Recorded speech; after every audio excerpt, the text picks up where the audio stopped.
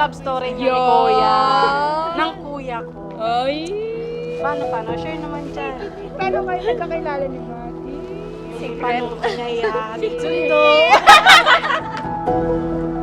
Nabigani ako sa kanyang kaganda. Actually, lang yun eh. Short span period of time. Sobrang iksi lang.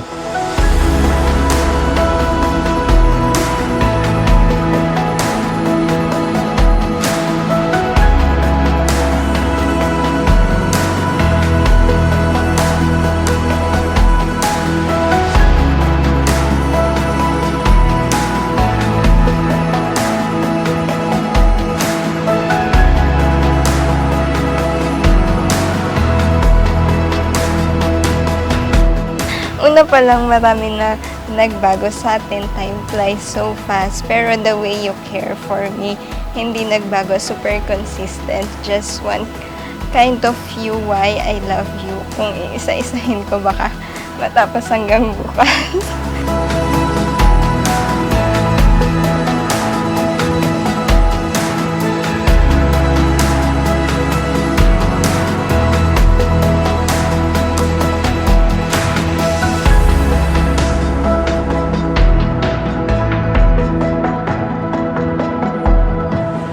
Tayo po ay nagkakatipon ngayon sa harapan ng ating Panginoon Diyos upang pagpuklurin sina kapatid na Mateo at kapatid na si Grid sa pamamagitan ng banal na pagkakasal. Dapat nating alalahanin kung gayon na ang pag-aasawa ay itinatag ng ating Panginoon Diyos para sa kapakinabangan at kaligayahan ng mga taong kanyang nilalang.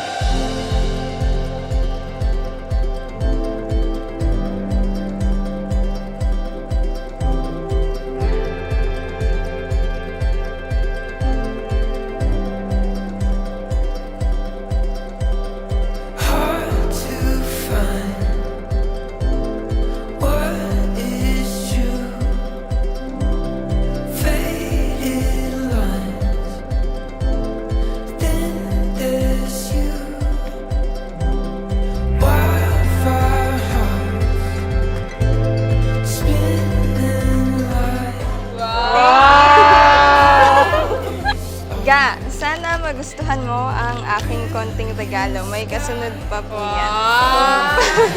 Pauna pa lang po ito. I love you from Matt. Yun po.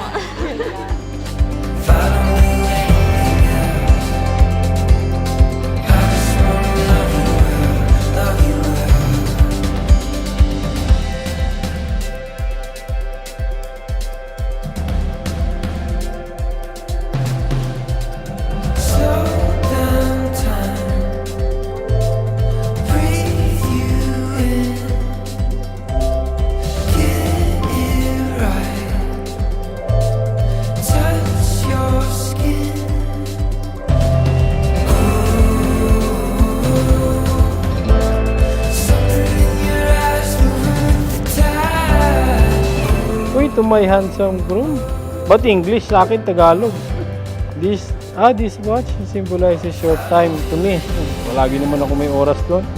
I hope na i-reserve mo itong gift na ito. I know na maalaga ka naman sa gamit at maingat. I love you always. Love, Shiggy. Ay, pag ano pala.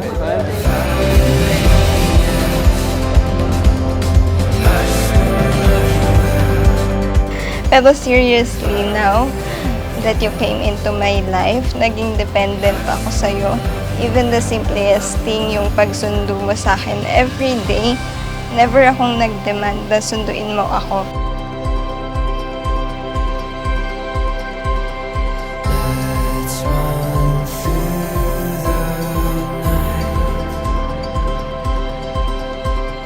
Nandito pa din tayo para suportahan ang isa't isa. Ngayon, sa bubuuin nating pamilya, I promise to stand by your side. Alam ko, marami na akong pangako na laging napapako. Pero this time, suportahan kita sa lahat ng mga gusto mo at sabay nating tuparin yung pangarap nating dalawa.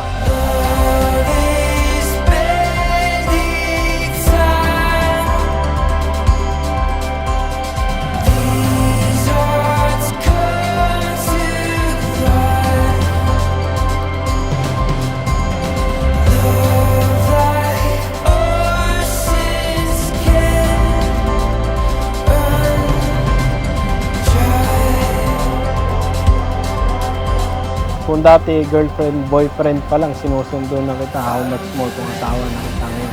Na mas lalo na kitang poprotektahan pa. Maging center lang natin si God sa lahat ng mga away natin, sa lahat ng pagsubok natin. Kaya stay put ka lang.